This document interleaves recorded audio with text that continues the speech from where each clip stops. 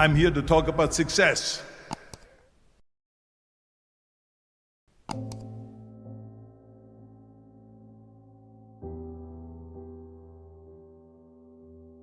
I went to college.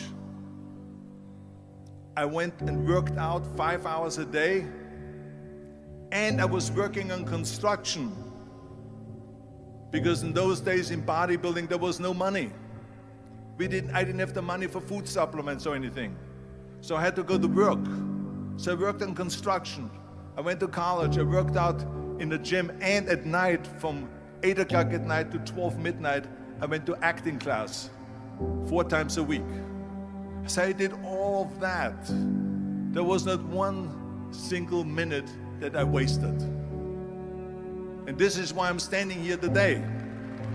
With the age of 20, I went to London and I won the Mr. Universe contest as the youngest Mr. Universe ever. And it was because I had a goal.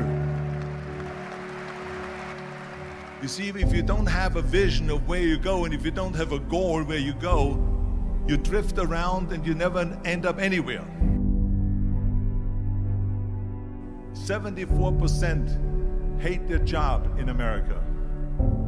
The majority of people don't like what they're doing because they're really not doing it because they didn't have a goal and they followed this goal. They just aimlessly drift around, and then all of a sudden there's a job opening, so they get that job because you have to work. But then when you work, it's a chore. It's work. It's not fun. So if you think about, only a quarter of the people really enjoy what they're doing in life. So people always ask me, when they saw me in the gym in the pumping iron days, they say, why is it that you're working out so hard? 5 hours a day, 6 hours a day, and you have always a smile on your face. The others are working out just as hard as you do, and they look sour in the face.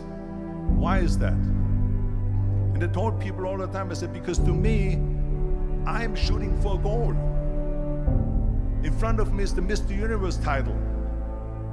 So every rep that I do gets me closer to accomplishing that goal, to make this goal, this vision, turn into reality. Every single set that I do, every repetition, every weight that I lift will get me a step closer to turn this goal into reality. So I couldn't wait to do another 500-pound squat. I couldn't wait to do another 500-pound bench press. I couldn't wait to do another 2,000 reps of sit-ups. I couldn't wait for the next exercise. So let me tell you something, visualizing your goal and going after it makes it fun. You got to have a purpose no matter what you do in life. You got to have a purpose.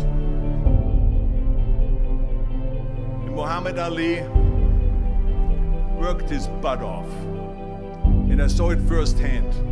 And I remember that there was a sports writer that was there in the gym when he was working out and he was doing sit-ups. And they asked him, how many sit-ups do you do? And he said, I don't start counting until it hurts. Now think about that. He doesn't start counting his sit-ups until he feels pain. That's when he starts counting. That is working hard. And so you can't get around the hard work. It doesn't matter who it is. Work your ass off. There is no magic pill. There is no magic out there. You cannot get around. You have to work and work and work. Make sure of this and make sure of that and all that stuff. So it's work. And it drives me crazy when people say that they don't have enough time to go to the gym for 45 minutes a day and work out. Or to do something for 45 minutes to an hour a day to improve. If it is physically improve or if it is mentally to improve. Imagine you read 1 hour a day about history. How much you will learn after 365 hours in 1 year. Think about if you study about the history of musicians, of composers, how much you would know. Imagine if you would work on a business, on some business that you want to develop every day for an hour. Imagine how further along you will go and get. So it drives me nuts because when When people say we don't have the time, we have 24 hours a day. We sleep 6 hours a day, so that gives you still 18 hours. So there's someone shaking their head out here in front. They say probably, I don't sleep 6 hours, I sleep 8 hours, right? Or just sleep faster. So we have 18 hours a day. The average person works around 8 to 10 hours. So let's assume it's 10 hours, so we have 8 hours left. Then you travel around an hour a day, maybe 2 hours a day. So now you have still 6 hours left. So what do you do with these 6 hours? What do you do with these 6 hours?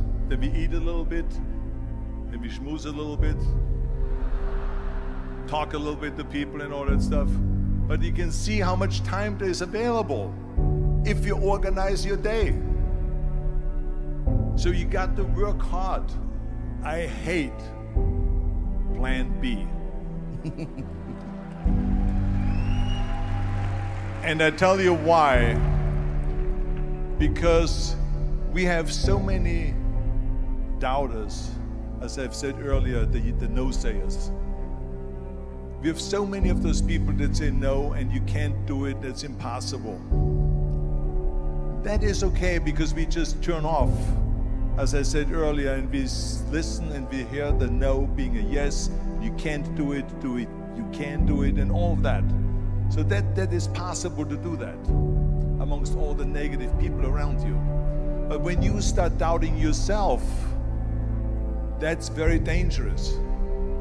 Because now what you're basically saying is that if my plan doesn't work, I have a fallback plan, I have a plan B. And that means that you start thinking about plan B, and every thought that you put into plan B, you're taking away now that thought and that energy from plan A.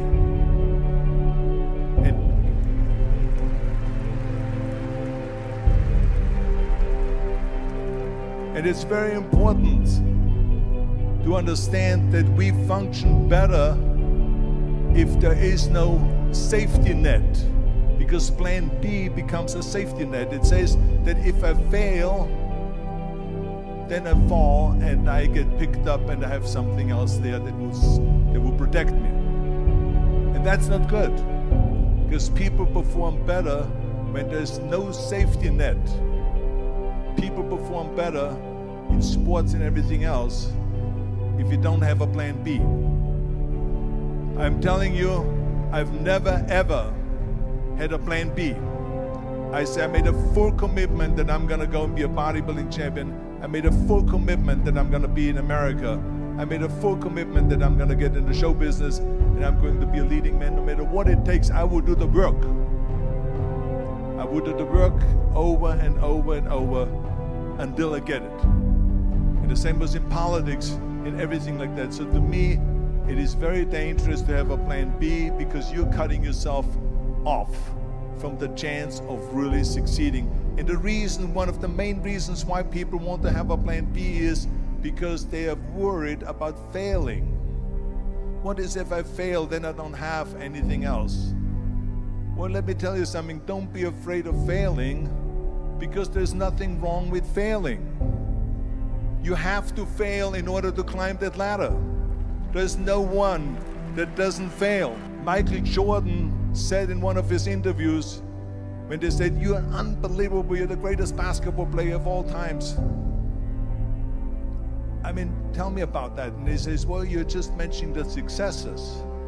But he says, for me to become the greatest basketball player, I missed 9,000 shots when I was playing basketball at the NBA games. So during these games that he was so successful, he missed 9,000 shots. Does it make him a failure? No. He's one of the greatest basketball players of all times, but he failed 9,000 times. Do you get it? We all fail. It's okay.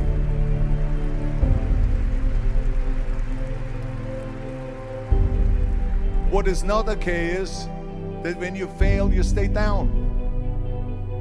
Whoever stays down is a loser. winners who fail and get up, fail and get up, fail and get up. You always get up. That is a winner. That is a winner. I failed in bodybuilding. I lost bodybuilding competitions. I lost powerlifting competitions. I lost weightlifting competitions. I had